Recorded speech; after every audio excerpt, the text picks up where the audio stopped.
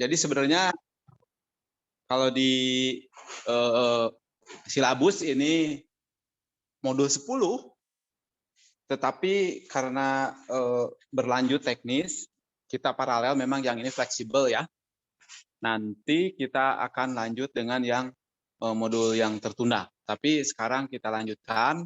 Saya mengundang Kang Yuda di sini yang sudah pengalaman dan menjadi pembimbing mitra, pembimbing pendamping dari Capstone yang 5 orang sedang membuat mobile EduNext. Nah, jadi Kang Yuda sudah siap? Jadi ini secara teknis untuk bekal kalian juga. Jadi kita memberikan motivasi, memberikan ilmu-ilmu teorinya ya di balik teknisnya, karena itu yang justru jarang ada. Dan yang teknisnya kita memberikan contoh, kemarin sudah secara umum Pak Zulham memberikan perkuliahannya untuk segala macam bentuk platform gitu ya. Bisa platform mobile atau bahkan platform mobil sekalian ya, kendaraan bukan cuma mobile, jadi high mobility. Nah, kemudian hari ini lebih fokus kepada 2 platform saja, Android dan iOS. Kalau Kang Yuda sudah siap, silakan di share screen, tayangkan paparannya, dan silakan dimulai saja. Presensi nanti akan dilakukan 30 menit, sekitar 30 menit dari sekarang ya. Jadi bersiap-siap, jangan sampai terlewat. Nanti Teh Atina akan melakukan presensi. Silakan, Kang Yuda, dimulai saja. Terima kasih. Bismillahirrahmanirrahim. Assalamualaikum warahmatullahi wabarakatuh. Terima kasih kepada Pak Yusef yang telah memberikan kesempatan pada hari ini untuk sedikit berbagi dengan teman-teman mahasiswa ya di sini mengenai cross-platform mobile app development. Gitu. Seperti mungkin yang pernah disinggung sebelumnya bahwa platform mobile itu banyak sekali ya. Ada Android, ada iOS, ada Tizen, ada KaiOS, ada Mozilla mungkin ya, atau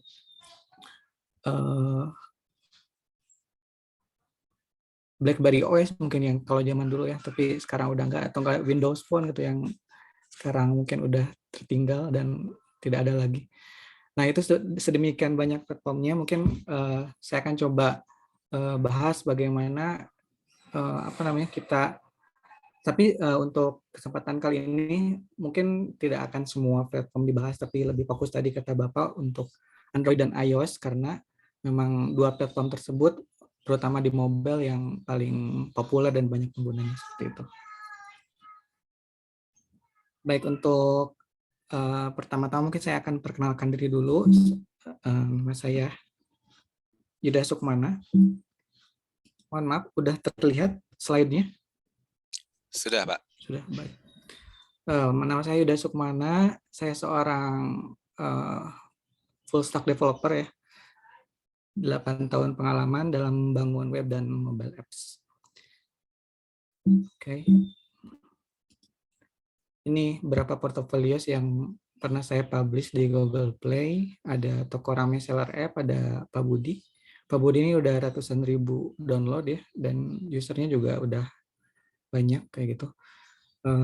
Kalau Toko Rame Seller App ini memang baru beberapa bulan yang lalu dirilis, tapi udah 10.000 user penggunanya, tapi profitnya lumayan kayak gitu. Maksudnya ini apa namanya, money generator app kayak gitu untuk yang punya aplikasinya, karena saya hanya bikin aplikasinya, bukan pemiliknya kayak gitu. Oke, selanjutnya mungkin dari latar belakang kenapa ada cross platform development ya mobile app kan, karena adalah tantangan utama yang ini ditemukan bukan hanya dari literatur tapi dari perspektif industri juga. Yang menjadi tantangan utama adalah fragmentation. Fragmentation itu apa? Fragmentation itu adalah ya tadi banyaknya platform kayak gitu ya, terpecah-pecahnya platform mobile berbagai macam kayak gitu. Dan fragmentation ini pertama bisa terjadi di di setiap platform itu karena dia berbeda gitu ya, dari setiap di antara platform itu berbeda kayak gitu. Apalagi itu berbeda bahasa pemrogramannya, kemudian beda SDK-nya gitu ya, beda API-nya dan kemampuan dari si platform tersebut kayak gitu. Nah, ini menjadi sebuah tantangan tersendiri untuk terutama mungkin yang menerapkannya adalah industri ketika ingin membangun aplikasi mobile, ya harus harus investasi di dua platform tersebut yaitu, dan tentu akan membutuhkan cost yang tidak sedikit kayak gitu.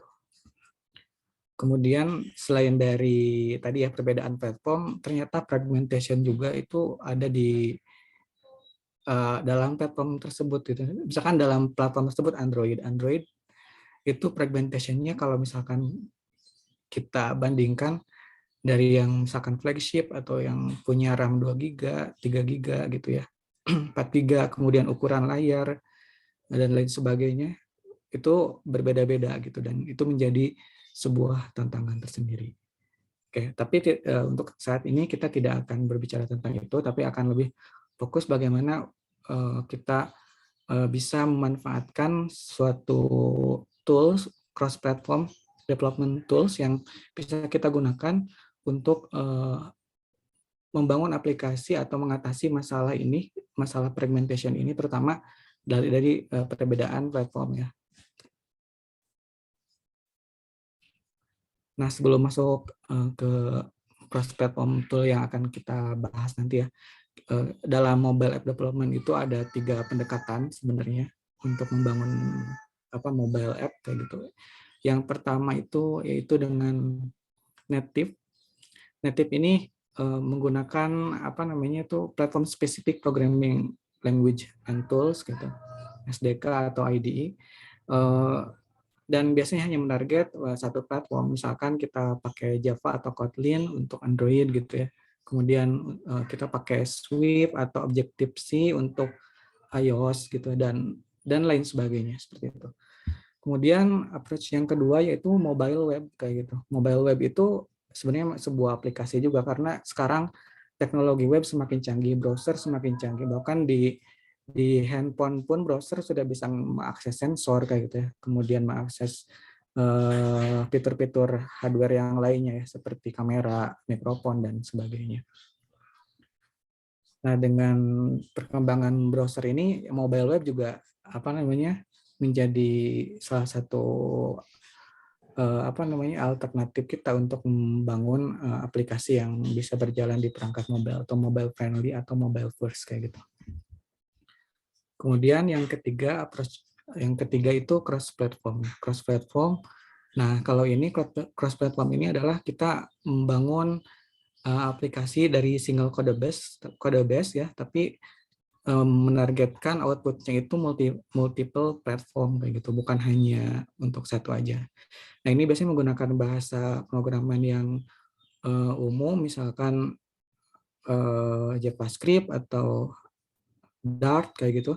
Kemudian outputnya kita bisa menjadi suatu native aplikasi di platform masing-masing. Misalkan kita menarget iOS dan Android. Atau mungkin untuk aplikasi Windows atau macOS juga seperti itu. Tapi di sini kita fokus ke mobile. Nah, ini untuk cross-platform tools yang ada ya, yang di saat ini. Ini sebenarnya tidak semuanya, ada yang tidak dimasukkan ya, seperti Xamarin dan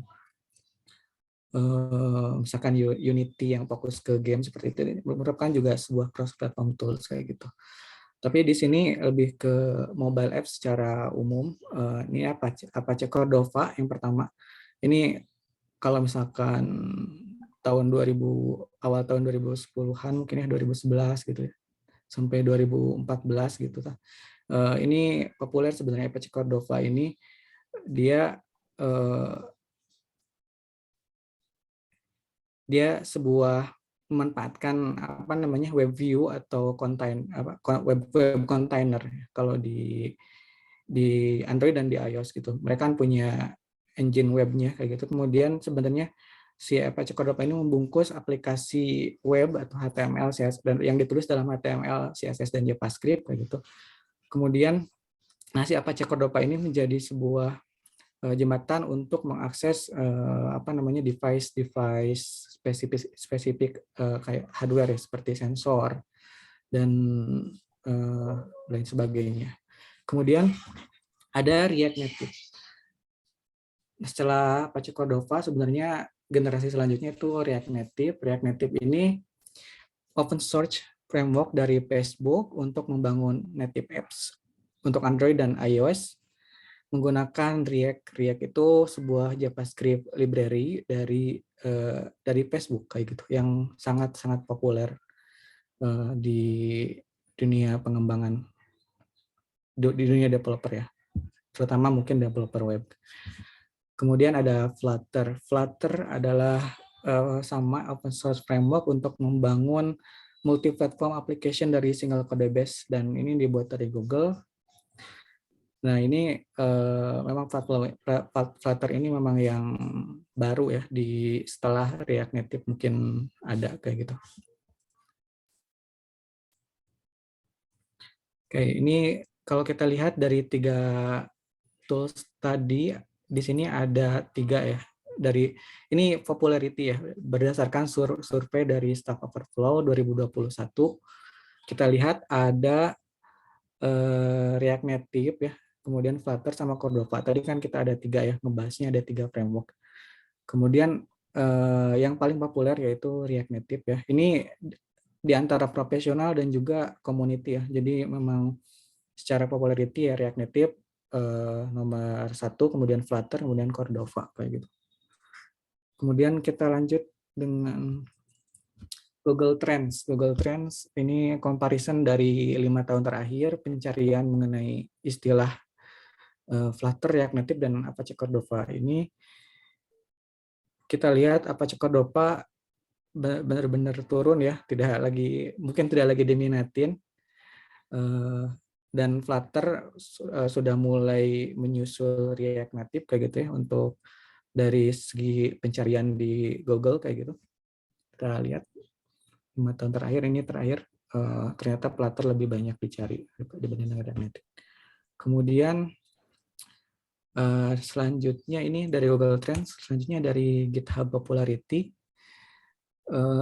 Kalau misalkan kita developer pasti tahu GitHub ya. GitHub itu kayak social network-nya untuk programmer gitu ya, untuk developer. Ini dari comparison ini ya, ada tiga tools tadi. Ada React Native, kita lihat ada 100.000 star ya. Kemudian Flutter juga lebih banyak, Flutter 130.000. Kemudian ini Cordova cuma 3.000 kayak gitu. Jadi ya antara React Native dan Flutter memang yang menjadi yang paling populer. Kemudian dari job vakansi ini saya cari di LinkedIn Jobs ya. Nah ternyata ini di Indonesia ya, untuk pencarian di Indonesia. Ternyata untuk lowongan kerja atau kesempatan kerja yang ada di Indonesia, ini khususnya karena di Indonesia di filternya, React Native ternyata lebih banyak ya lowongan kerjanya, ada 961 lowongan kerja React Native, Flutter 300-an, kemudian Cordova ada 12. Nah ini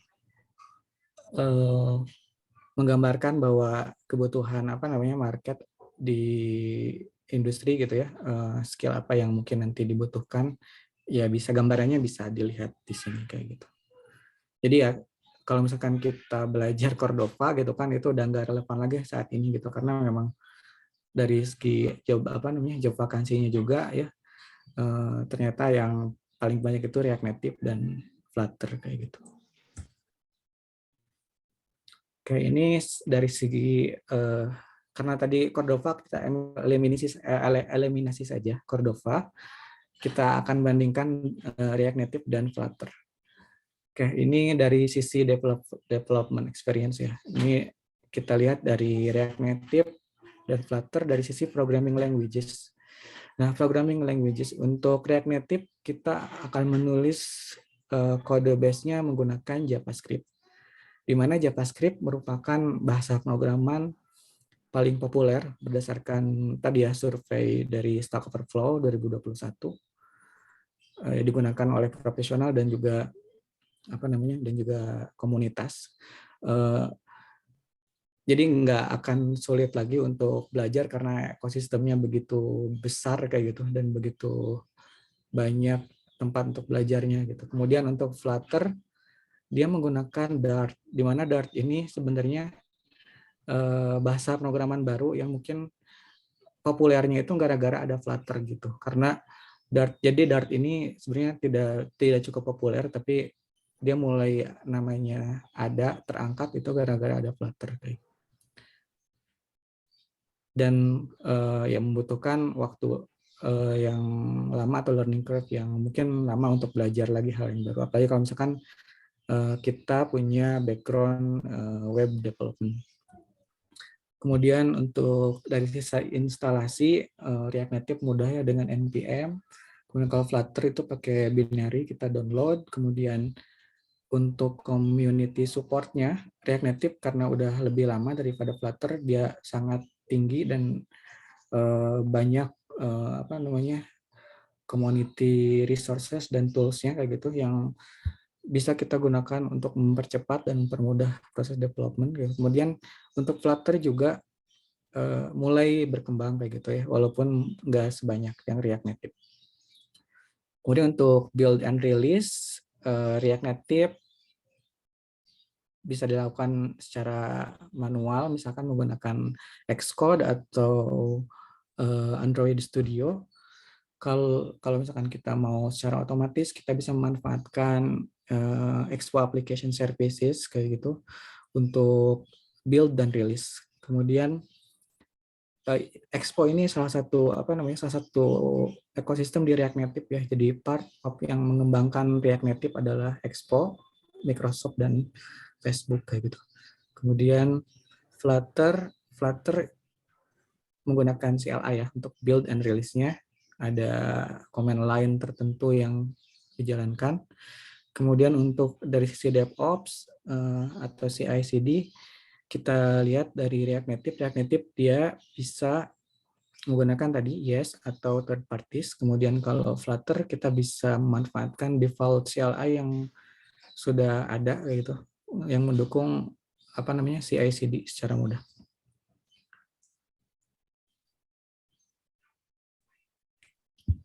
Nah, ini beberapa contoh ya aplikasi yang dibangun menggunakan React Native dan Flutter. Ini dikategorikan sosial media, foto, video, health and fitness, shopping, music, travel, dan bisnis.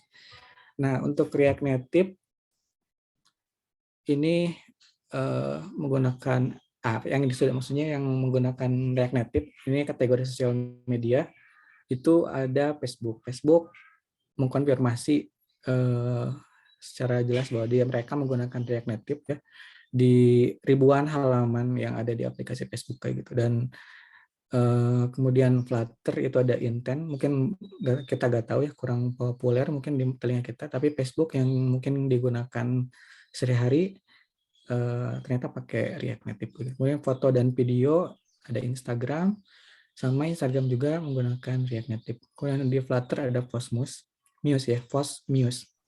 Kemudian ada Health and Fitness, Gyroscope, ada Reflectly. Kalau di Flutter kemudian ada kalau shopping atau e-commerce ada Walmart sama Flipkart. Flipkart ini dari India, salah satu e-commerce besar ya. Mereka juga pakai React Native. Kemudian kalau Flutter ada Xianyu atau Alibaba. Kemudian ada dari music ada SoundCloud, ada Topline, kemudian ada Travel, ada Townski sama Fly Direct kayak gitu. Untuk bisnis ada Facebook Ads ya untuk iklan di Facebook, kemudian Google Ads untuk iklan di Google. Nah, ini perbandingannya dari React Native dan Flutter untuk mobile apps ya yang sudah terdeploy di apa namanya di Google Play atau di App Store.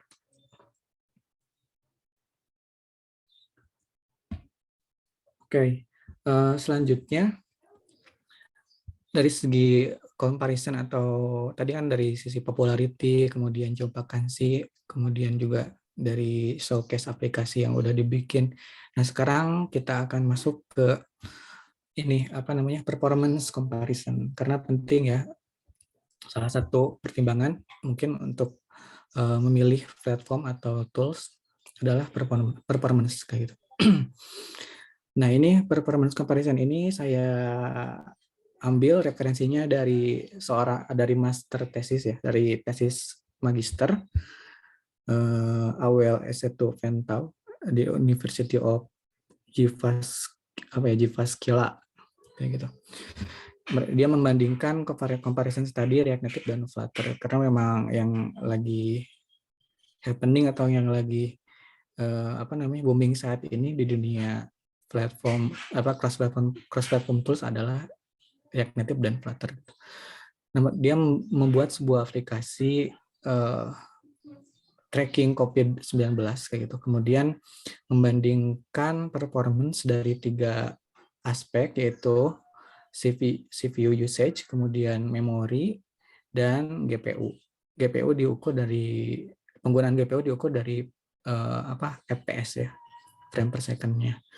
Nah, ini di sini kita lihat ada dia mengukur berapa aktivitas seperti scrolling through cards gitu, kemudian membuka web view, kemudian merender list view, mungkin ini yang banyak panjang, kemudian memfilter list kayak gitu. Nah, di sini CPU usage untuk iOS ya, untuk iOS performance-nya kita lihat Flutter memang di sini lebih unggul karena dia CPU usage-nya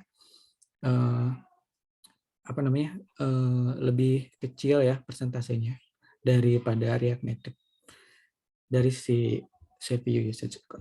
Kemudian ini untuk iOS, untuk Android ini performance comparison Flutter dan React Native. Kita lihat untuk beberapa aksi ini scrolling cards ternyata React Native lebih unggul dibanding dengan Flutter. Untuk membuka web view juga lebih unggul, tapi untuk rendering list view dan filtering list itu ternyata si React Native itu masih kalah dengan Flutter gitu ya. Tapi memang tidak jauh beda. Dari CPU usage, ini dari CPU usage, kemudian selanjutnya metrik yang diukur adalah dari memori ya, memori usage.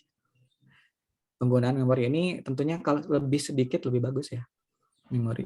Ya, karena kita lihat di sini ada React Native dan Flutter tentunya. Untuk scrolling cards di sini React Native jauh unggul ya daripada Flutter karena dia memakan memori yang sedikit gitu.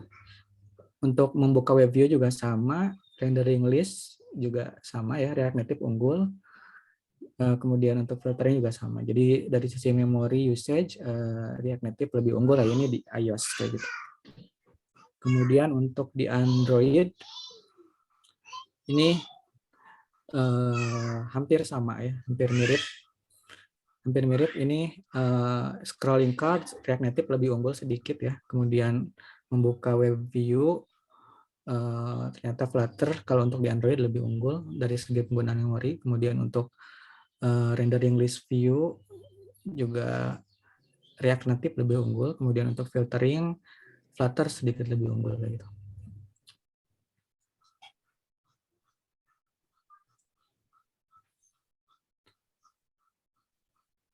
Nah, sekarang untuk GPU ya in FPS. Jadi untuk mengukur penggunaan GPU-nya bagaimana React Native menggunakan GPU dan bagaimana Flutter menggunakan GPU itu dia mengukurnya menggunakan FPS. Jadi bagaimana si React Native ini dapat merender animasi atau screen dalam satuan FPS ya. frame per second kayak gitu. Di sini kita lihat untuk scrolling cards, Flutter lebih unggul ya, lebih unggul. Kemudian untuk membuka web view hampir sama ternyata. Untuk rendering list view, Flutter, React Native lebih unggul. Kemudian filtering list itu Flutter sedikit lebih unggul kayak gitu.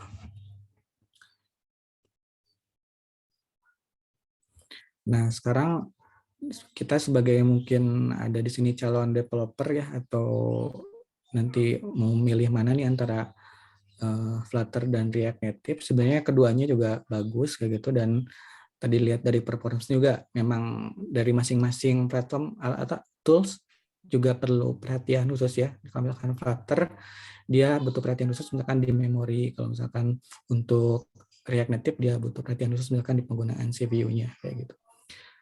Nah, ini sebenarnya kedua platform tersebut bisa kita pilih ya. Tapi untuk rekomendasi, nah bagaimana sebaiknya kalau kita memiliki development experience terutama di web ya atau di JavaScript, kita punya background di sana. Nah, sebaiknya ya bagusnya sih milih React Native saja karena lebih mudah, kemudian kita bisa menggunakan skill yang sudah kita miliki gitu. Dan tentunya ini akan ujungnya ya mengurangi development cost dan waktu kayak gitu, dan waktu pengerjaan dari aplikasinya. Kemudian untuk Flutter direkomendasikan kalau kita punya enough budget ya dan resources, karena Dart is not widely used. Learning Flutter might take more time gitu. Jadi belajar Flutter oke, belajar React Native juga oke, tapi kalau misalkan kita udah punya JavaScript background itu ya sebaiknya React Native lebih bagus dipilih gitu. Karena untuk belajar Dart perlu waktu lagi dan tentunya memakan waktu, dan ujungnya ya meningkatnya cost dan waktu pengerjaan dari development kita.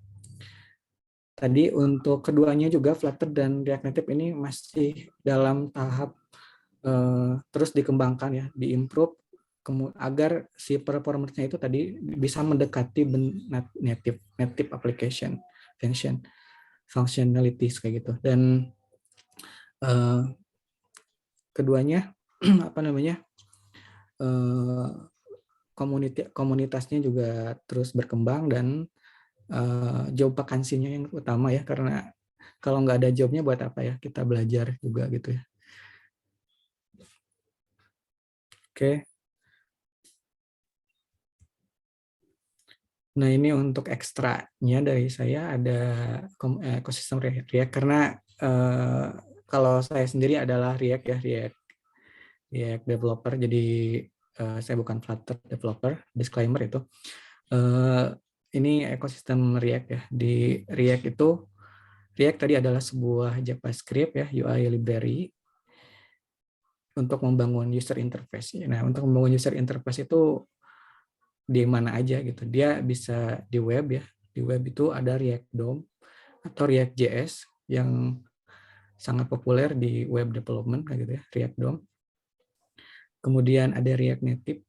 Nah, React Native ini outputnya bisa Android, iOS, dan jadi web juga gitu ya. Kita kita bangun aplikasi dalam satu kode base React Native, tapi bisa untuk 3 platform kayak gitu. Kemudian ada ini yang mungkin baru-baru ya, berapa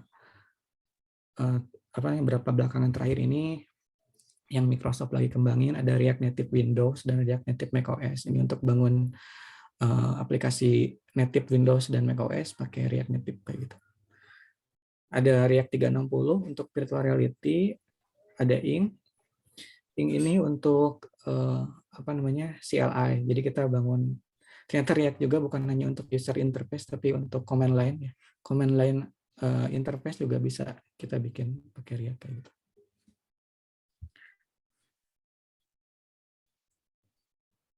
Oke, mungkin itu saja yang bisa saya sampaikan. Terima kasih.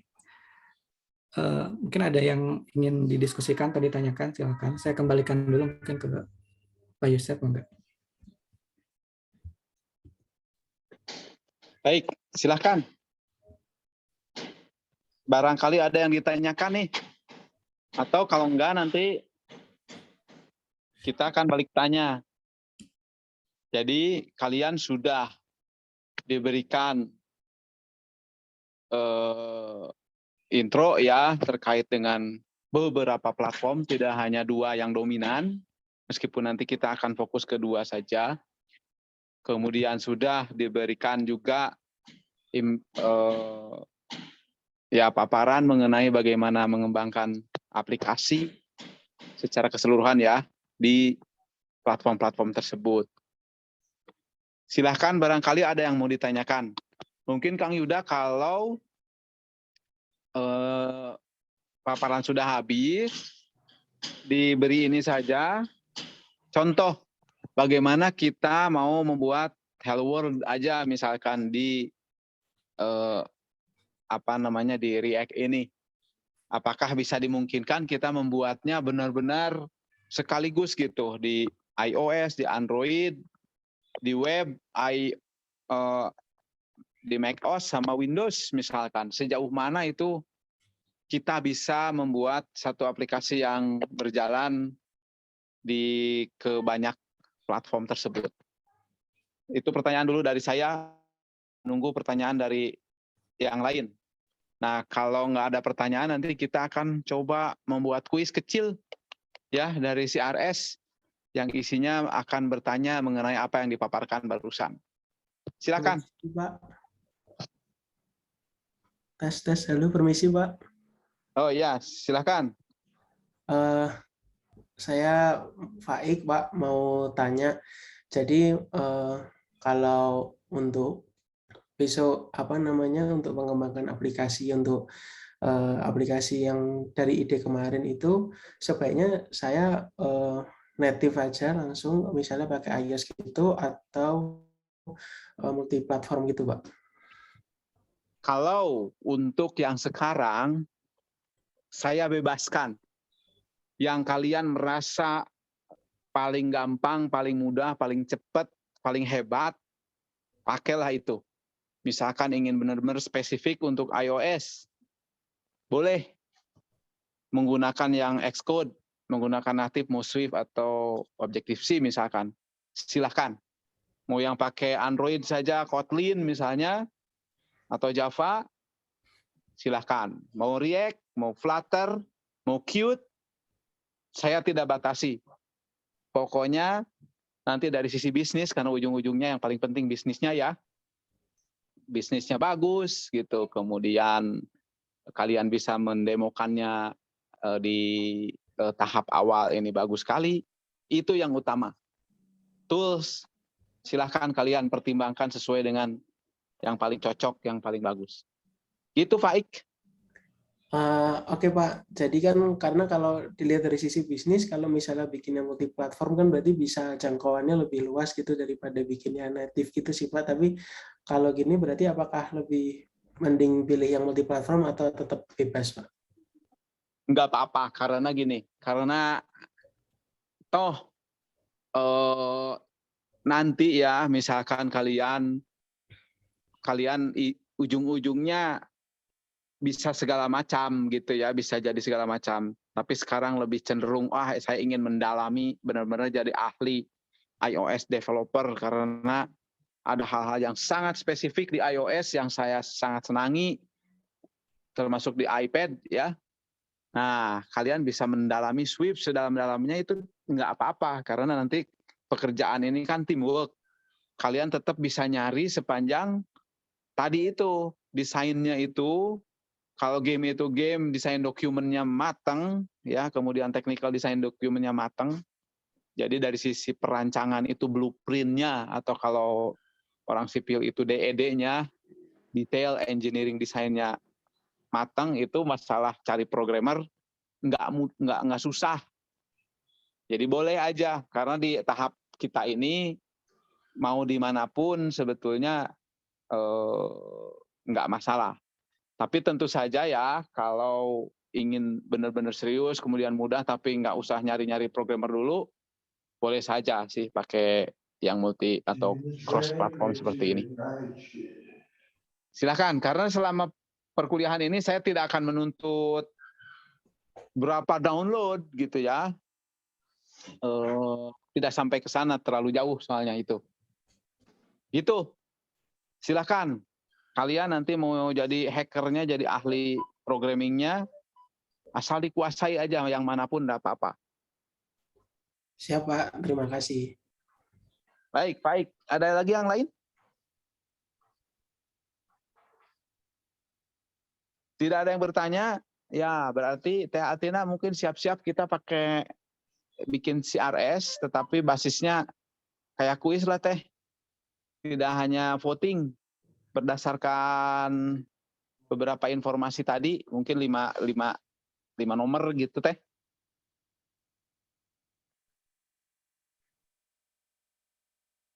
Halo Teh Atina, monitor? Ya Pak. Ya, bikinlah dari slide yang tadi mungkin 5 pertanyaan, kita cek bagaimana presensinya pakai CRS yang kuis ya. Oh ya Pak, baik. Baik. Oke, Kang Yuda silakan didemokan saja.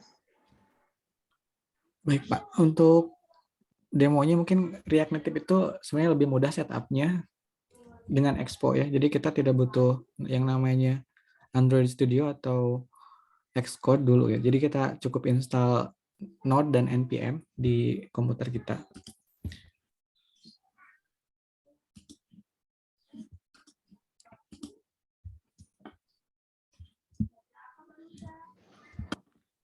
Nah ini untuk instalasinya itu kita cukup melakukan npm install min global expo CLI. Jadi ini kita akan menginstal sebuah command line interface untuk mengelola project React Native kita kayak gitu menggunakan Expo ya.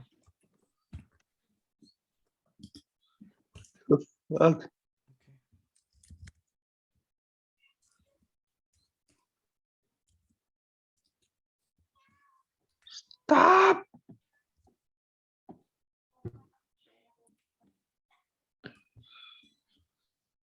Terlihat ini kurang besar ya. Bentar.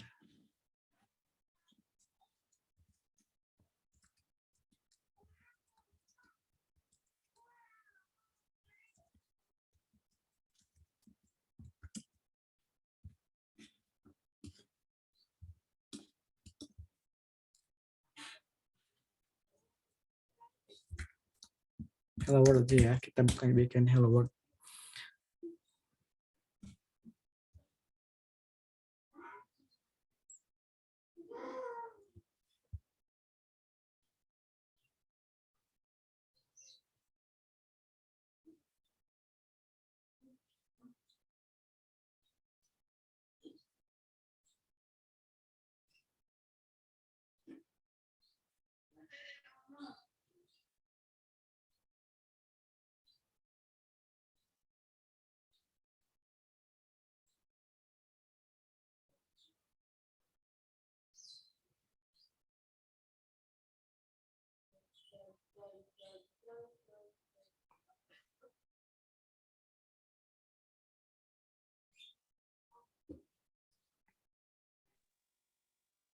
Kalau misalkan para peserta ini mau mencoba sendiri, nanti gimana? Ini yang berikutnya ya, tapi Kang Yuda harus loncat dulu ke mata kuliah yang satu lagi ya.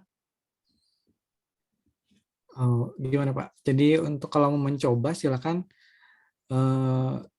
untuk React Native itu yang paling mudah itu menggunakan Expo. Jadi Expo itu secara secara komunitas dia disupport langsung kayak gitu oleh React Native dan juga tim dari Callstack ya, bukan Callstack tapi dari tim dari Expo. Ini kalau kita buka dari dokumentasi React Native-nya sendiri. Expo ini semacam ID-nya gitu, SDK-nya atau gimana? Semacam dia tools Pak, tools untuk mengelola project React Native. Oke. React Native ini salah satu underbow-nya Facebook atau gimana? Bagaimana hubungannya? Jadi tadi React Native itu dia dikembangkan oleh Facebook, tapi bukan hanya Facebook doang, tapi dia di support juga dengan komunitas. Nah ini komunitasnya bukan hanya dari komunitas developer biasa, tapi juga dari companies dan individual gitu. Company yang ada di dunia termasuk tadi ya Microsoft, CallStock, Expo, dan Software Mention. React Native digunakan di Facebook, Pak. Di Facebook ini udah terkonfirmasi. Kalau kita sering follow Twitter dari developer Facebook, mereka menggunakan React Native ini di ribuan screen yang ada di Facebook app kayak gitu. Oke. Itu Facebook-nya sendiri atau misalkan game-game yang ada di Facebook?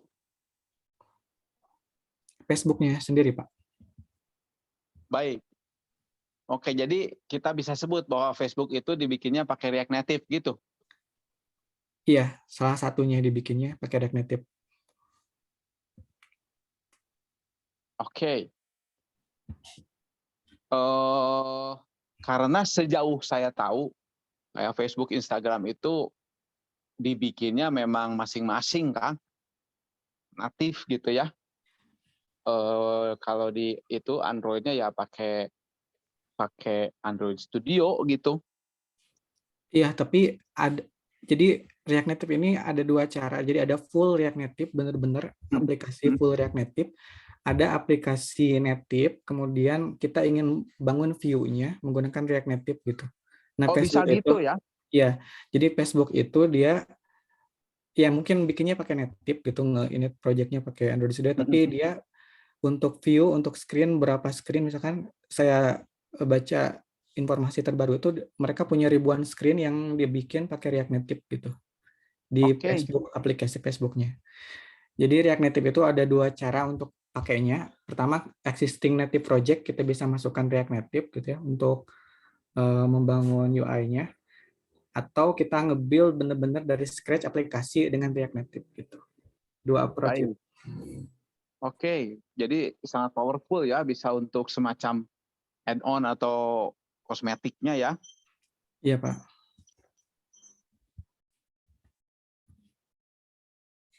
Nah, ini officially React Native kan ini is being used in thousands of apps. Nah, ini salah satu yang populer ya. Bukan Shopify.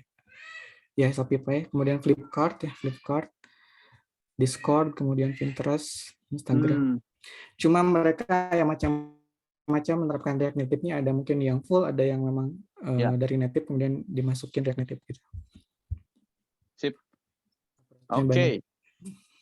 Berapa lama kita instalasi dari scratch ingin bisa React Native jalan? Ya, akan jalanin dulu lah yang tadi Hello World itu ya. Instalasi sebenarnya cepat. Tadi sebenarnya udah selesai dalam hitungan mungkin 1 menit juga sudah untuk download dependensinya ya, kode dependensi dari React Native tersebut.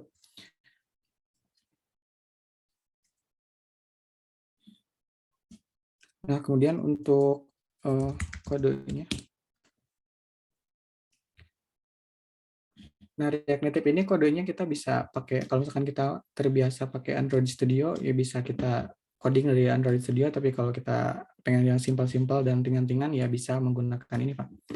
Ya, VS Code ini, Visual Studio Code kayak gitu.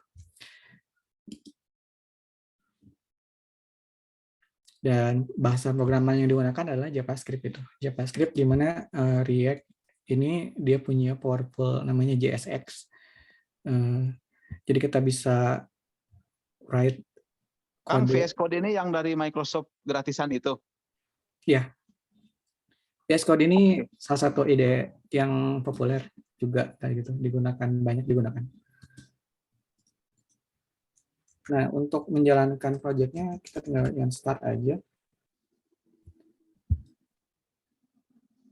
Nah, dengan Expo ini, powerful-nya Expo itu dia manage SDK juga, dan dia punya cloud build-nya sama release sama submit. Jadi walaupun kita nggak ngedownload SDK-nya Android gitu, kemudian SDK-nya iOS, tetap kita bisa build di cloud mereka ya, di cloud-nya yang udah mungkin di setup sedemikian rupa.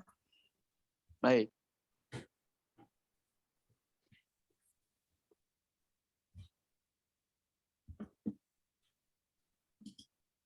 Nah, kemudian untuk menjalankannya bisa di emulator ya. Saya coba jalankan di emulator iOS saja.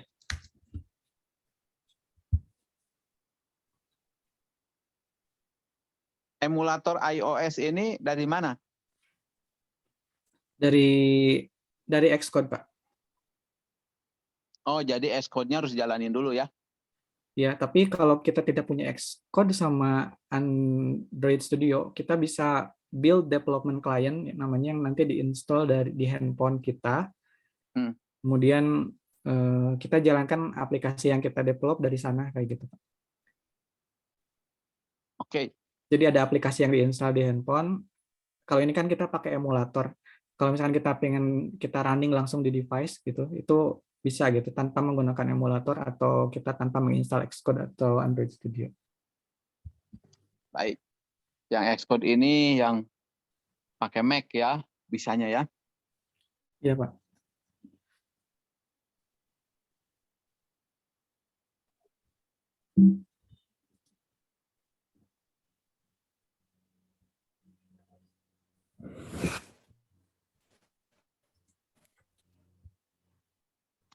Baik, sambil menunggu Teh Atina, itu yang submission bagaimana? Sudah diberi kesempatan untuk resubmit? Sudah pada Sudah, submit Pak. lagi? Sudah, Yang Pak. terlambat sudah ya? Saya coba cek lagi ya, Pak ya. Ya. Bentar. Pak Zulham juga harus bisa masuk ke kelas 01 nih, biar bisa ikut ngecek. Iya Pak, saya belum masuk kelas 01 ini. Ya, harus ditambahkan ya. Teh Atina harus login dulu. Oke, gini aja dulu, nggak apa-apa. Kita akan lihat submission itu tugas-tugas, kita cek sekilas, kita tanya-tanya setiap timnya tentang ide-idenya di mulai jam 11 ini. Gimana Kang Yuda? Tes permisi Pak, saya mau Ya. tanya Pak. Jadi kemarin kelompok saya sudah mengumpulkan tapi nama kelompoknya salah gitu, apa masih boleh diganti Pak? Oh, nama timnya mau diganti. Nomor kelompoknya salah, nomor kelompoknya Pak.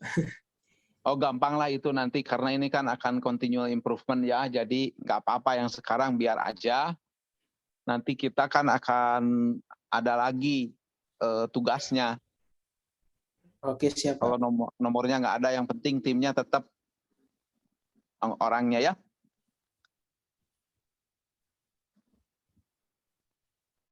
Silahkan lanjut Kang Yuda. Pak Zulham berarti siap-siap lihat dulu K02 ya, untuk kita lihat dulu ininya, tugas-tugasnya. Oh ya, baik Pak. Karena Teh Atina sama Kang Yuda nih harus ngurusin dulu, ada kelas 1 lagi yang sedang riset gamifikasi nih. Kebetulan dosen utamanya sakit. Kita sedang menunggu apa nih Kang Yuda? Ini sedang di-build dulu JavaScript-nya, jadi nanti bakal muncul di sini aplikasi. Oke. Ini emulatornya kebetulan iPad yang running. Iya, kemarin lupa iPad saya mau didaftarkan itu ya, kemarin keburu lupa. Nah, ini udah jalan ya. Ini juga punya yang namanya fitur yang namanya hot reloading. Jadi kita coding itu kalau di native kan kita harus compile dulu gitu ya untuk di running, di install lagi. Nah, kalau kita menggunakan React Native atau Flutter juga dia punya pas reload atau pas refresh kayak gitu. Jadi ketika kita tanya aja ya, hanya yang direvisinya aja, yang compile ulang lah kurang lebih ya. Ya, ini jadi langsung bisa berubah misalkan hello TB misalkan. Nah, kayak gitu. Oke. Baik, saya kira cukup dulu karena Akang harus menghandle dulu kuliah yang satunya lagi. Dari peserta, dari para mahasiswa ada yang ditanyakan nggak? Baiklah, tidak ada yang raise hand. Kalau begitu, silahkan pada loncat dulu ke sana ya. Kang Yuda, mungkin Teh Atina ikut dulu ke sana, nanti di sana sudah settle. Teh Atina nanti bisa kembali lagi ke sini. Kita akan mengadakan CRS. Pak Zulham, silahkan kalau akan melihat dulu assignment-nya, bisa sambil dicek nanti kita akan secara random meminta mereka presentasi kilat lah dari assignment-nya tersebut. Oke, baik Pak.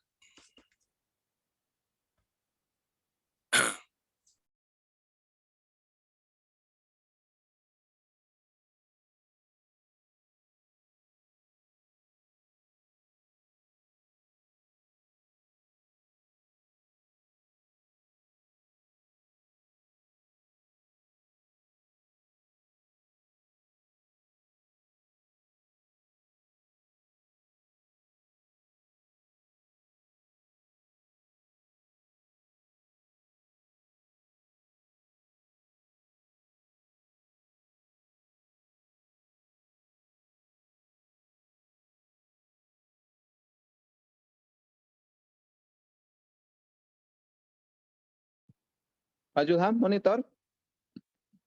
Ya Pak, baik. Halo? Pilih salah satu Pak gitu sekarang. Ya, silakan diminta saja secara random di kelas 02 mempresentasikan dulu deh tugasnya gitu. Kan mau menceritakan tentang apa. Nanti saya akan sharing juga ya, ada 4 orang mahasiswa dari Surabaya yang aplikasinya sudah mulai mendunia gitu. Kalau dari Surabaya bisa, mengapa dari Bandung dari sini enggak? Kan gitu ya. Ya, mantap. Silakan Pak. Oke. Baik, ini yang tugas kelompok atas nama Naufal Anas ya. Naufal Anas, judulnya ini kalem ya. Kalem. Bisa share presentasinya dulu.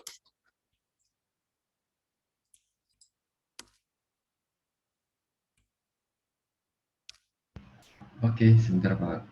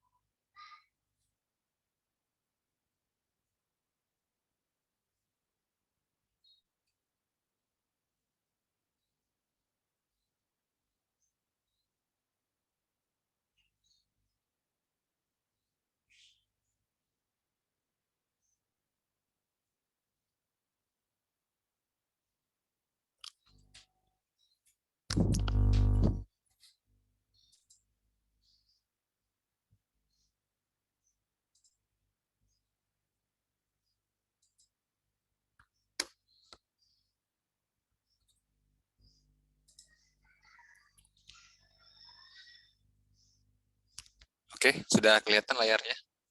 Baik, siapa yang mau maju untuk presentasi dari kelompok ini?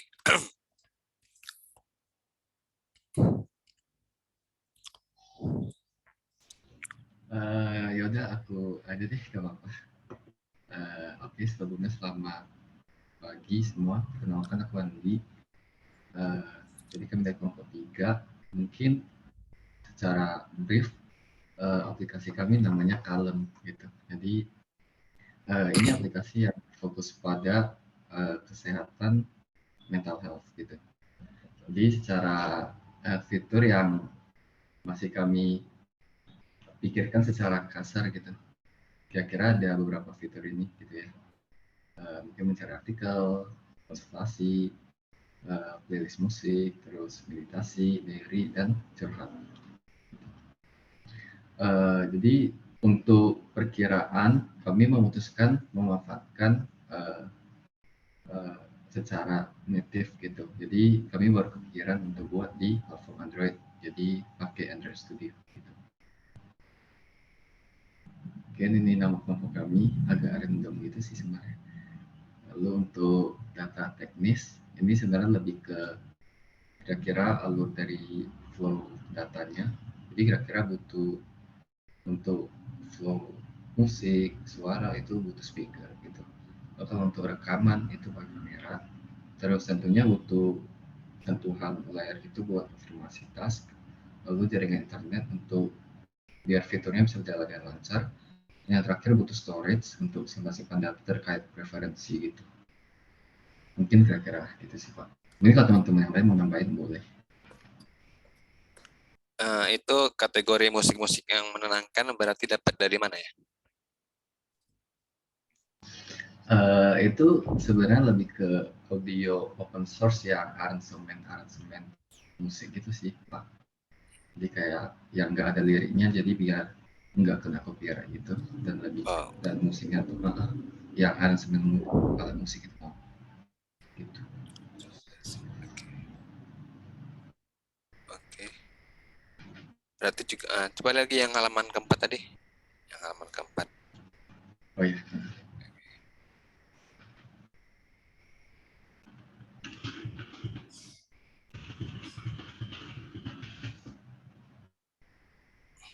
Terus untuk mengetahui bahwa si pengguna itu lagi stres gitu, itu seperti apa tuh metodenya? Oke, mungkin aku bantu jawab dulu. Jadi untuk sementara kepikirannya tuh bakal sering ada pop-up kuesioner gitu sih, mungkin kayak dari skala berapa sampai berapa, gimana kondisi kamu sekarang. Kira-kira gitu sih pikiran untuk sementara. Oke, cukup. Bagaimana Pak Yusuf? Ya, kita lanjut yang lain ya.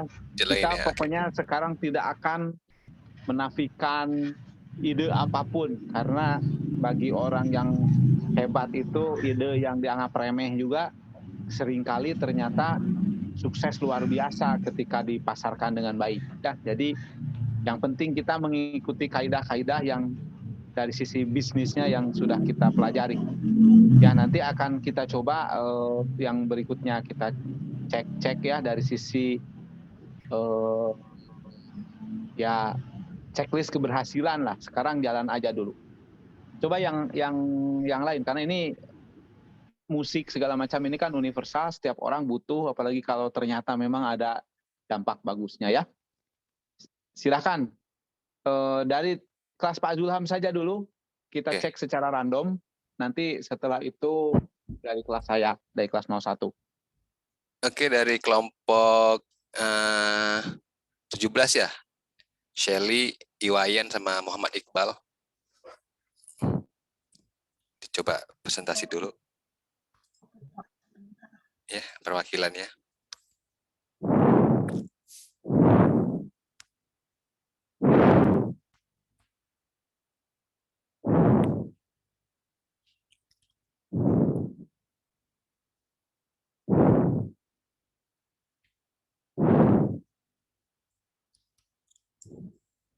Maaf Pak, udah kelihatan belum ya? Oke, sudah.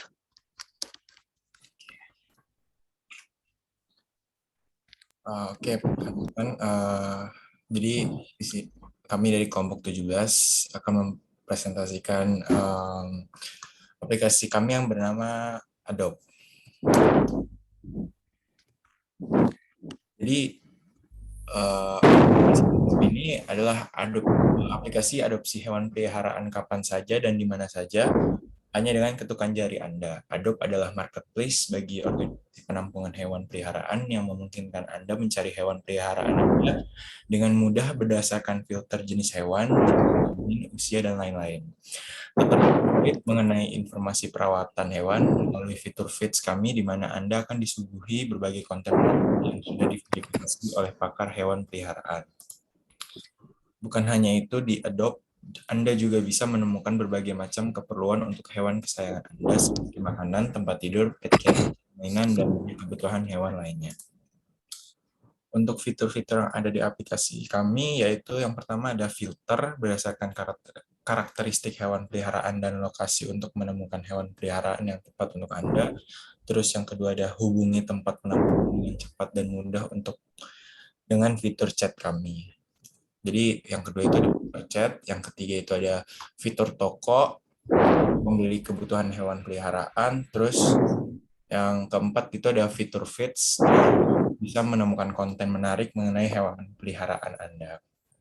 Nah, terus di sini ada nama tim kami, Hustler Adi, Hipster ada Ananta, dan Hewan saya sendiri Muhammad Iqbal. Untuk data teknisnya, jadi di awal aplikasi itu bakal ada survei tentang hewan preferensi. Jadi jadi aplikasinya nanti isinya sesuai dengan survei yang telah diisi di awal aplikasi. Oke, terima kasih. Mungkin atau ada Shelly yang menambahkan, ada tambahan dari Shelly atau yang lain kalau emang ada. Terima kasih. Oke, bagus juga nih ya. Apalagi kalau ditambah lagi ya, misalkan fiturnya nanti untuk selain ini juga untuk hewan ternak ya. Kan sebentar lagi juga mau Idul Adha tuh. Bisa dipakai juga untuk cari kambing atau sapi di mana aja yang jual. Iya. Ya, bagus ini. Idenya bagus. Oke, berarti juga ada fitur geolocation ya di sini ya. Kan untuk mengetahui bahwa penjual itu ada di mana aja atau penampungan di mana aja. Iya, Pak. Berarti ditambahkan lagi tuh ada fitur geolocation yang di data teknis itu, yang slide nomor 7. Ini ya. Ada data location. Tambahkan juga kan foto ya, foto hewan juga harus ada ya. Iya, Pak. Ini mau di platform apa dikembangkannya? Apa, Pak? Mau di platform apa? Mungkin di Android atau iOS sih, Pak. Data iOS ya. Mau yang native-nya atau cross platform berarti?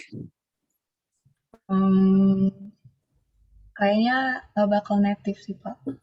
Berarti masing-masing ada yang bikin Xcode sama yang di Android Studio ya?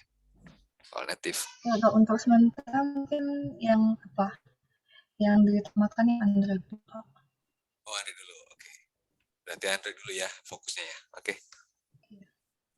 Oke, sudah cukup, sudah bagus ini. Oke, terima kasih, Pak. Baik ya, yang jelas secara tampilan, kemudian presentasi gitu ya, ini lebih baik nih. Warnanya sudah punya tim color gitu ya, udah keren ini, udah keren banget. Nanti kita akan progres terus ya. Salah satunya yang kita akan berprogres itu dokumennya akan bertambah itu dengan mempelajari minimal ada 3 aplikasi yang mirip dengan yang kalian buat. Gitu ya, gimana keberhasilan yang itu, tetapi jadi ada semacam SWOT analisis ringan lah. Aplikasinya begini, kemudian yang ada itu hebatnya apa, kurangnya apa, sehingga nanti yang kekurangannya itulah yang kita isi. Gitu ya, nanti kalian bersiap-siap melihat ke arah hal tersebut. Silakan dilanjutkan dulu, Pak Zulham. Mungkin ada 2 atau 3 tim lagi, nanti setelah itu giliran di kelas 01. Oke, untuk kelompok yang Zarfa, Afif, sama Albertus di Zen ya. Coba ditampilkan dulu presentasinya. Oke, bentar ya, Pak. Oke.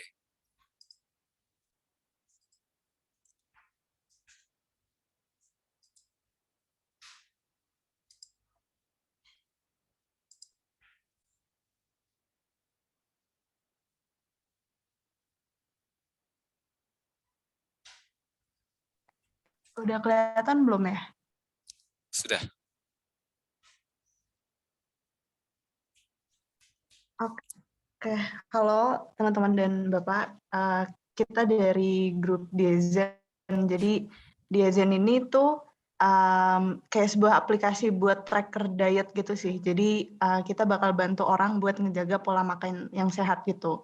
Nanti aplikasi ini tuh ada rekomendasi makanan sama restoran gitu sesuai sama BMI penggunanya sama dari target berat badan yang penggunanya inginin gitu sih. Jadi aplikasi ini juga kayak nyatat makanan sehari-hari pengguna, terus nanti mereka juga bakal tahu nih gizi apa yang misalnya masih kurang di makanannya sama kalorinya berapa gitu. Jadi aplikasi ini bikin pengguna bisa diet dengan sehat tapi bisa capai target berat badannya juga gitu sih.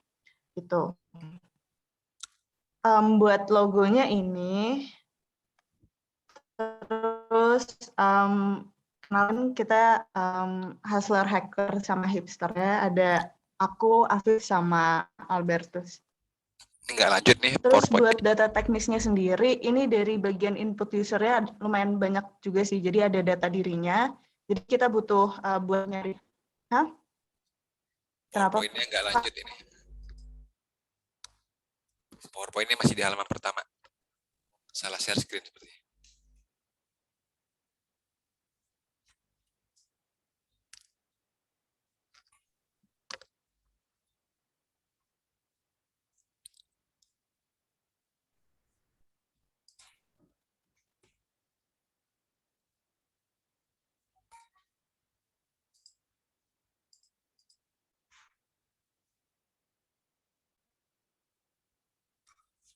Gimana?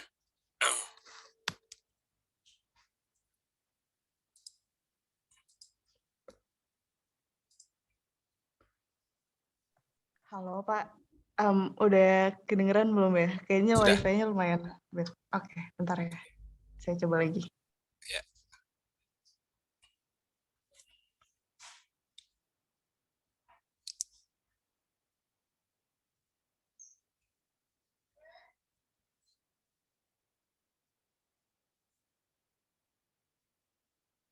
Nah, oke. Udah halaman berikutnya nih.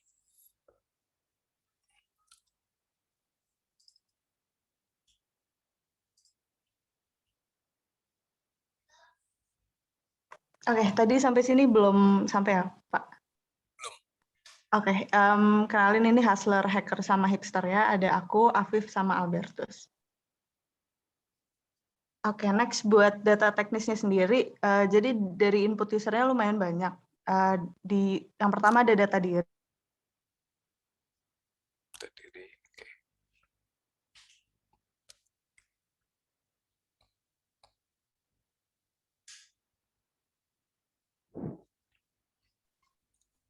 Terus ada target berat badan juga. Jadi nanti user bakal input targetnya, pengen nambah atau ngurangin beratnya gitu. Terus yang ketiga juga ada track nutrisi harian. Jadi kan kita bakal ada jumlah kalori sama jumlah nutrisinya tiap makanan gitu. Jadi nanti makanan yang dimakan dalam satu hari itu kayak nanti bakal dikasih tahu ke user ya nanti gitu.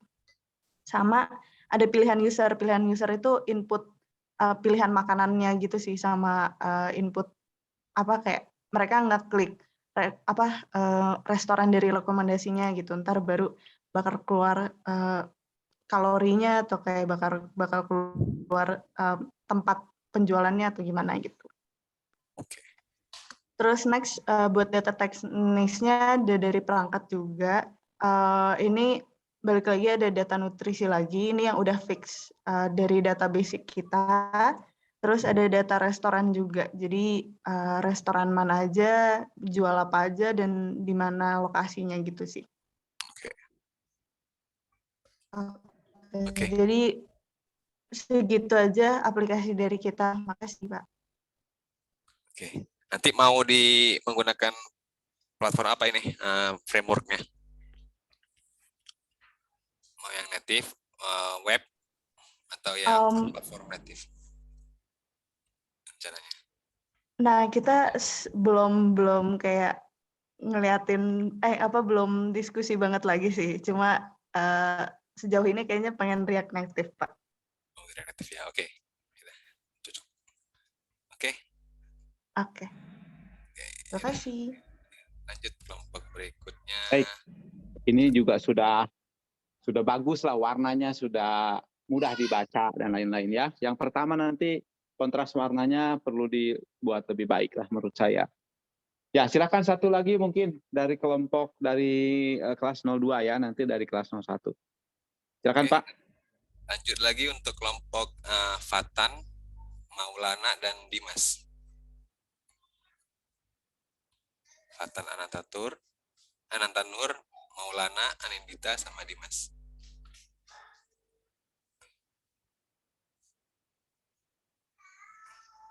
Sudah kelihatan belum ya, Pak? Sudah.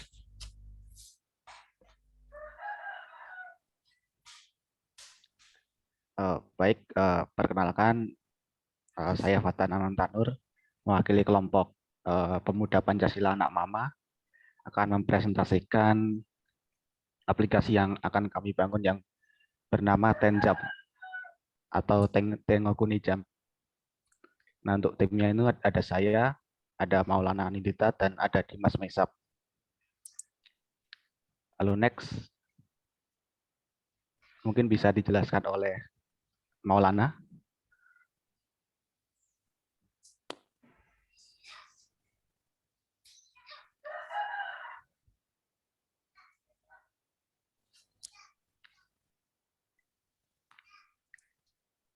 Oh, halo, tes. Maulananya nggak ada. Oh, ya udah saya aja. Maaf Pak. Oh ya. Tadi aplikasinya Zoom-nya putus-putus. Oke. Oke, jadi aplikasi yang kami gunakan itu berupa permainan atau video game yang berjudul Tengokuni Jampu atau disingkat Tenjam. Jadi kalau judul di aplikasi di Play Store-nya mungkin bakal pakai Tenjam ini. Sama ini ada yang versi Romaji sama versi Kanji. Oke, next. Untuk logo Tenjam ini terdiri dari kanji ten yang artinya langit, lalu ada jam yang berarti lompat karena merepresentasikan gamenya yaitu gamenya lompat-lompat gitu.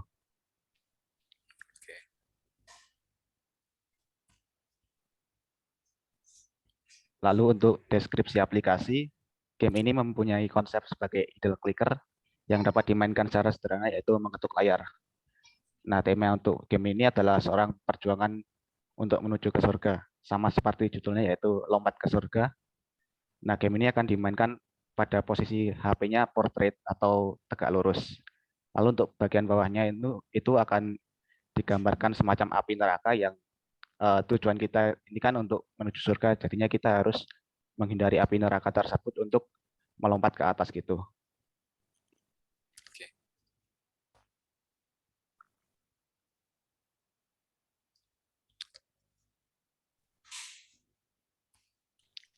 Mungkin bisa dijelaskan oleh teman saya Dimas.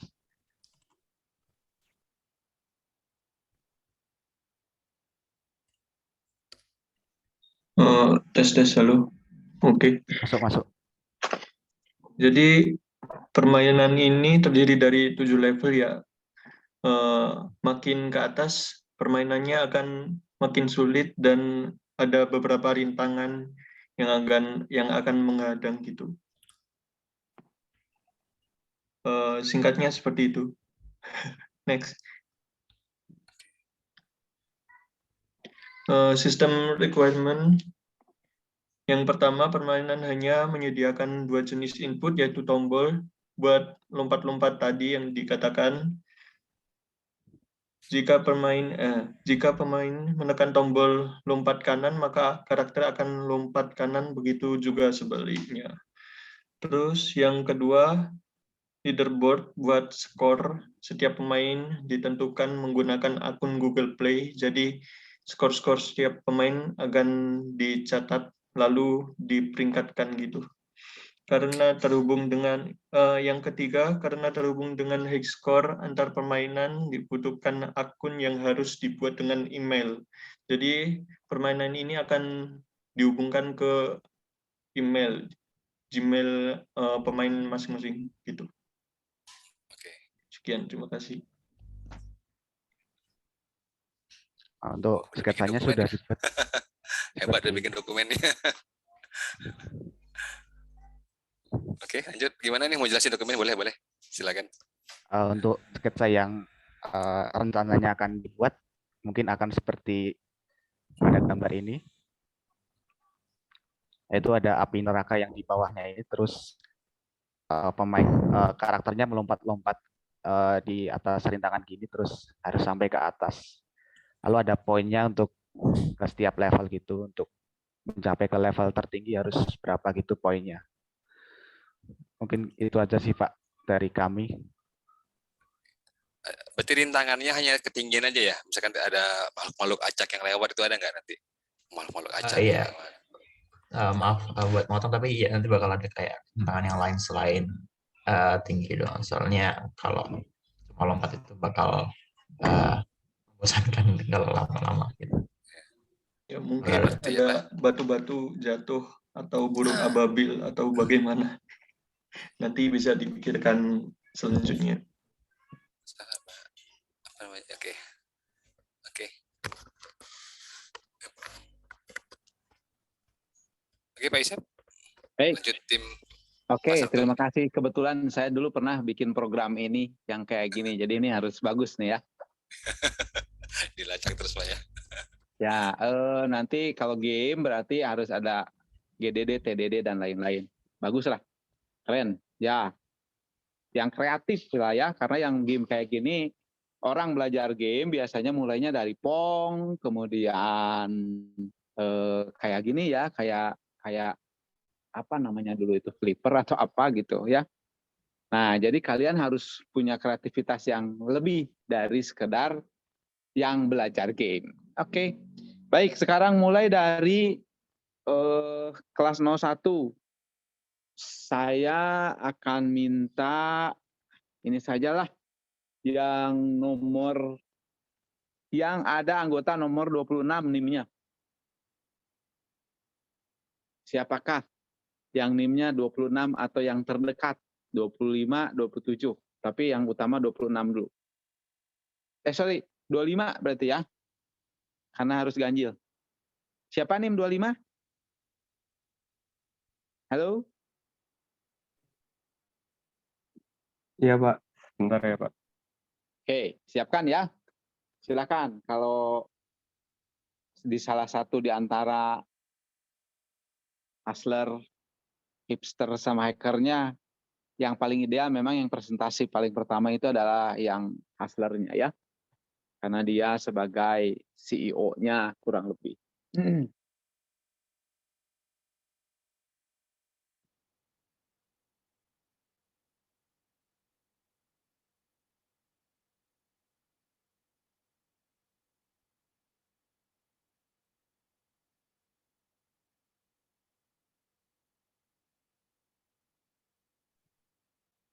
Oke, jadi selamat siang Bapak dosen dan teman-teman sekalian. Kami dari kelompok Ansen berencana buat bikin aplikasi a to-do list app for your everyday life yang bisa diunduh pada Google Play. Next. Kedua adalah aplikasi untuk mencatat daftar kegiatan apa saja yang akan kamu lakukan dengan mudah hanya melalui smartphone kamu. Tampilan yang simpel tetapi menarik akan membuatmu lebih mudah untuk melihat kegiatan apa saja yang harus kamu lakukan hari ini, besok, atau bahkan bulan ini. Kamu bisa memberikan judul kegiatan disertai tenggat waktu kegiatannya. Dan akan menerima notifikasi jika kegiatan belum terselesaikan hingga tenggat waktu. Fitur-fiturnya yaitu dapat mengatur sendiri nomor kegiatan yang ada daftar kegiatan, menambah rincian deskripsi terkait tugas atau kegiatan, dan menerima notifikasi pengingat jika suatu kegiatan belum ditandai selesai dan telah mencapai tenggat waktunya, serta dapat melihat histori pencatatan tugas atau kegiatan yang sudah ditandai selesai. Next.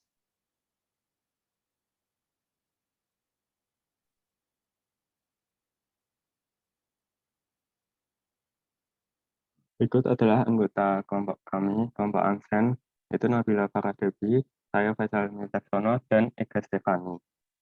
Next.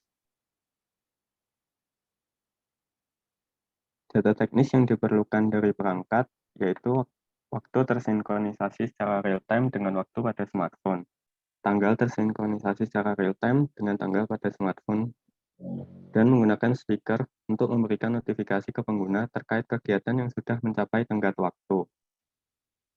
Next. Untuk data teknis yang diperlukan dari pengguna yaitu data nama dan email akun pengguna untuk menyimpan histori daftar kegiatan, input nama kegiatan, dan rincian deskripsi untuk dicatat pada daftar kegiatan, tenggat waktu setiap kegiatan yang dicatat, dan input dari pengguna saat kegiatan sudah selesai dilakukan atau sudah lewat dari tenggat waktu. Next. Sekian rancangan aplikasi dari kelompok Ansen. Kurang lebihnya mohon maaf. Assalamualaikum warahmatullahi wabarakatuh. Oke, keren-keren nih slide-nya ya. Jadi udah menarik gitu, kemasan-kemasannya udah bagus ini ya. Baiklah, semoga coba lihat kembali dulu ke halaman awal.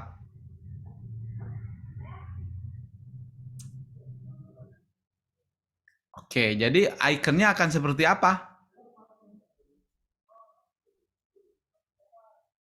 Mungkin untuk rancangan saat ininya itu Wak, sesuai yang di logo Play Store itu ada kecil kotak. Tapi mungkin dikembangin lebih lanjut. Kalau tulisan soalnya nggak bakal bisa ya di icon itu, gambar aja. Oh Berarti ya. akan checklist kuning atau gimana? Mungkin kayak gitu sih Pak. Checklist kuning. Ya, di sini kelihatannya ada checklist kuning tapi ada tulisannya ya. Biasanya tulisan nggak bisa muat. Nggak bisa muat ya. Oh ya. Oke, Pak. Paling muat juga 1 huruf atau 2 paling ya. Bukan itu harus gede.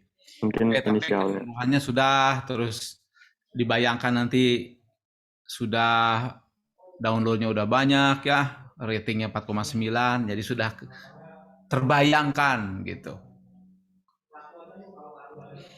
Oke, baiklah.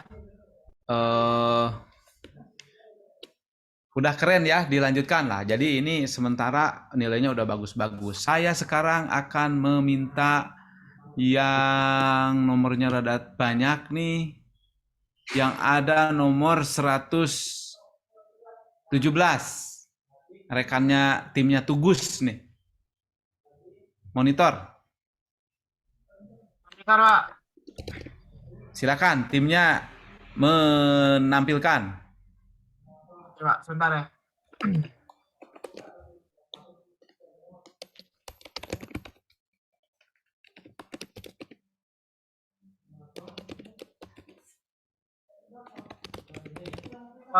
Udah kelihatan belum ya?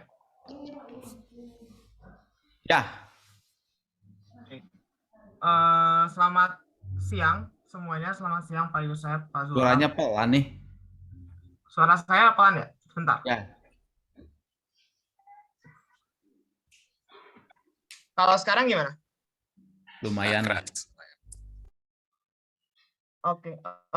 Selamat siang semuanya. Perkenalkan, nama saya Ida Bagus Raditya Vanindra. Saya di sini mau mewakili tim Unifit untuk presentasi tentang aplikasi kita namanya Craveling.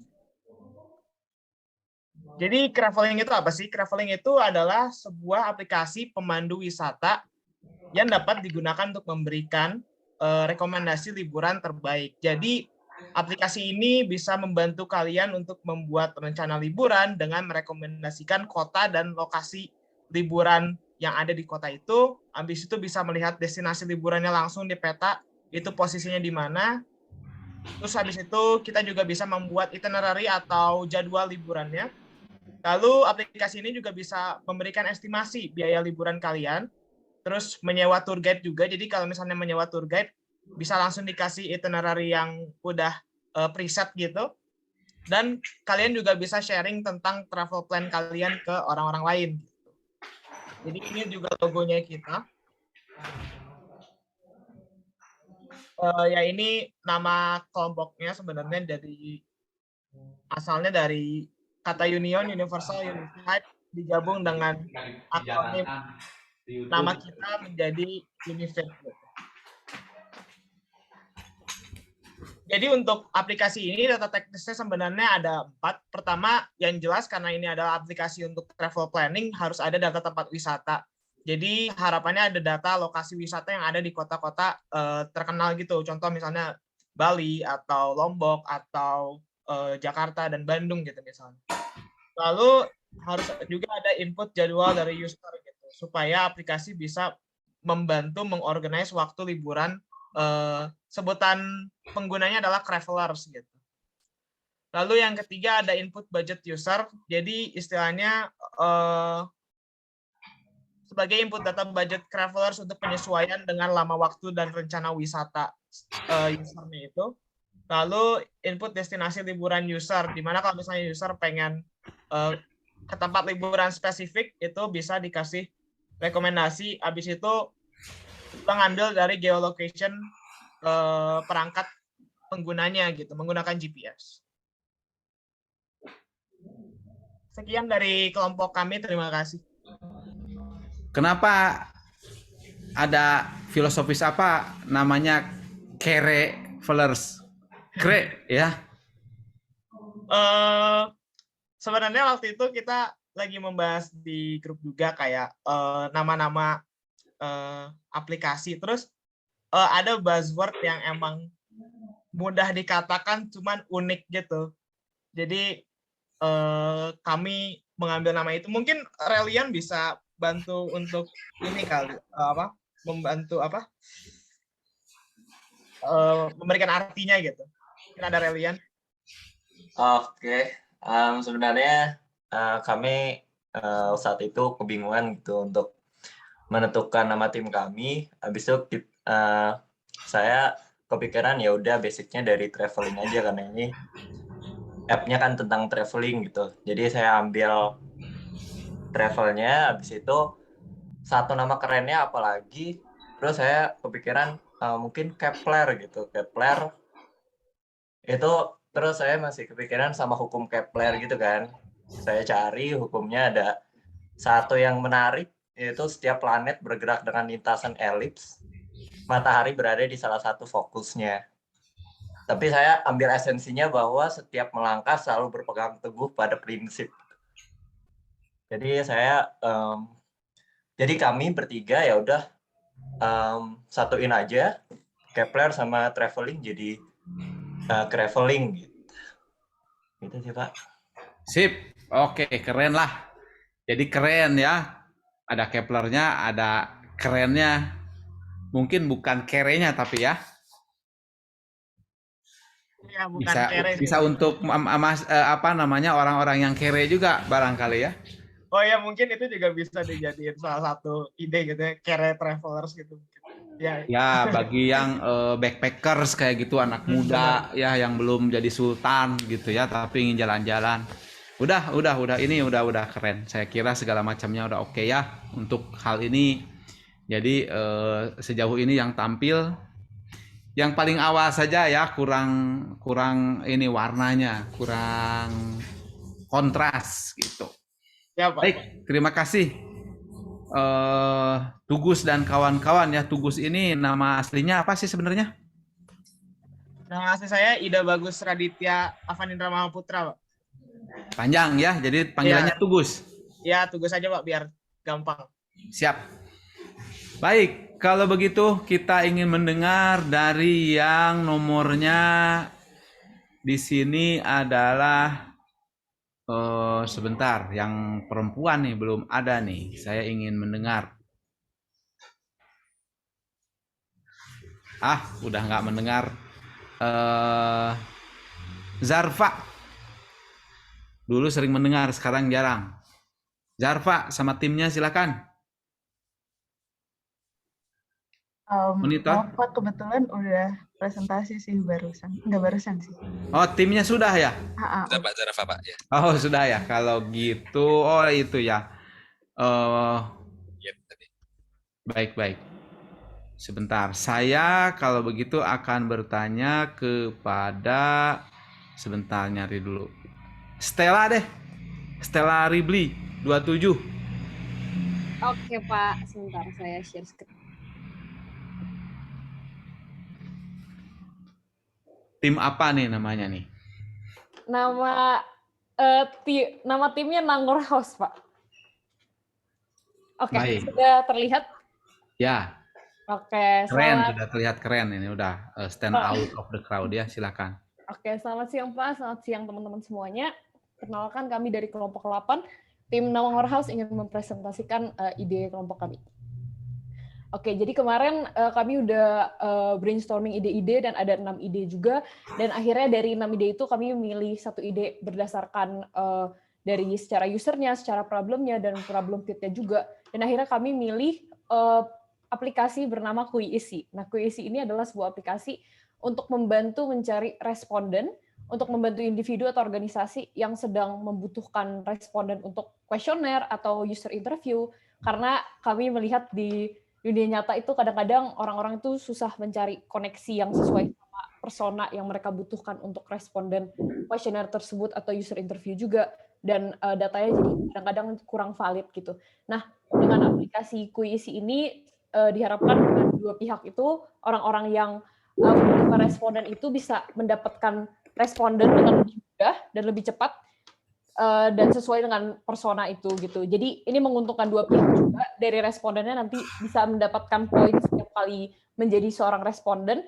Poin itu nanti mungkin bisa ditukar dengan hadiah-hadiah, voucher-voucher, atau secara ditranslate ke uang gitu. Dan kemudian buat yang membutuhkan responden tinggal mengisi, kasih pertanyaan-pertanyaan juga, dan juga kasih tahu persona apa yang mereka butuhkan gitu. Mungkin untuk perkiraan dari aplikasi itu seperti itu, dan ini kelompok kami dari Nangor House, saya sebagai hustler, Abi sebagai hacker, dan Aska sebagai hipster. Kemudian untuk data teknisnya sendiri, nanti di awal banget untuk penggunanya bisa membuat akun di aplikasi Quiisi itu membutuhkan username, nama lengkap, password, nomor HP, dan juga email. Nanti kemudian ke depannya kalau mereka benar-benar mau untuk menjadi responden, nanti akan diminta pertanyaan-pertanyaan juga seperti hal-hal yang bisa mendukung persona mereka gitu. Kemudian ini ada juga kebutuhan-kebutuhan untuk mereka bisa download aplikasinya juga, dan di awal akan dibutuhkan autentikasi nomor HP untuk membuat akunnya untuk menjamin autentikasi gitu. Oke. Mungkin itu aja sih, sama kalau misalkan untuk interview butuh mikrofon juga untuk audionya. Gitu. Mungkin sekian aja sih presentasi dari kami. Terima kasih. Sip. Bagus ya. Cuma nanti itu hati-hati dengan data-data kalau terlalu detail. Kadang-kadang orang nggak mau ya.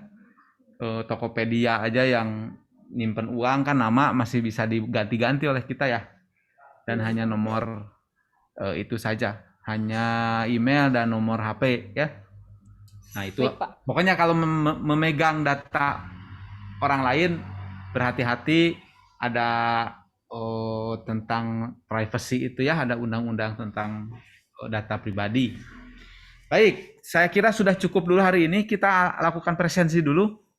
Kak Atina masih hadir di sini? Oh ya Pak, hadir Pak. Ya, kita lakukan presensi saja dulu. Dengan CRS, dengan apa? Monggo. Sebenarnya tadi di awal saya udah buat pengumumannya untuk view course sih Pak. Sebentar, saya cek dulu. Kalau mau view course juga boleh lah, yang gampang-gampang saja, waktunya udah habis soalnya.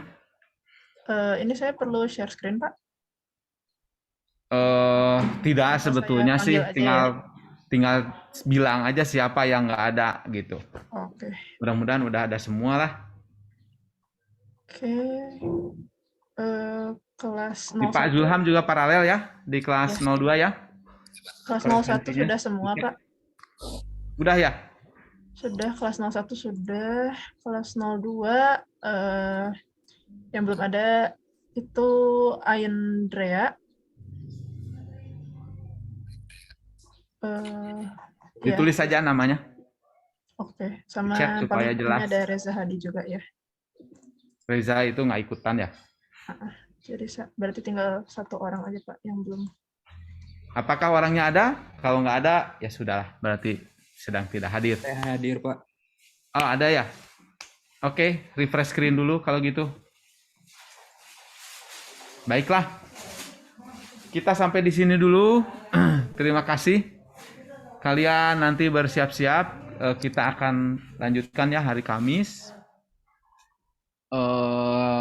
Kita akan bahas lebih lanjut checklist terhadap tugas ini.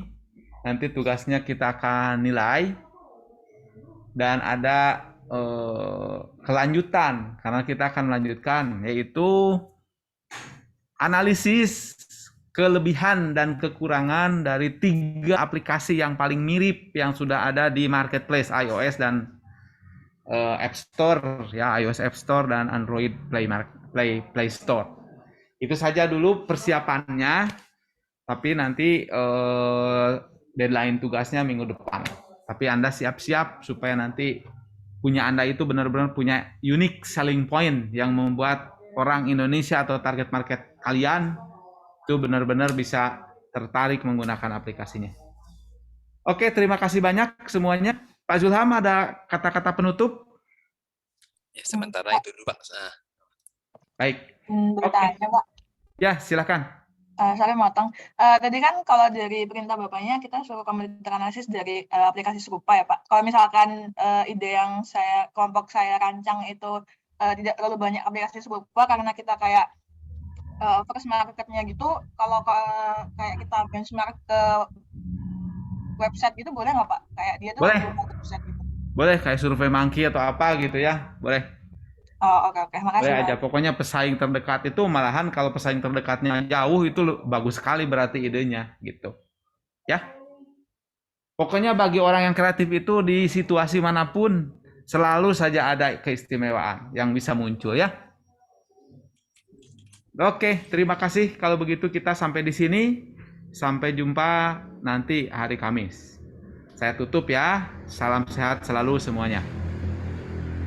Makasih, Pak. Baik, terima kasih.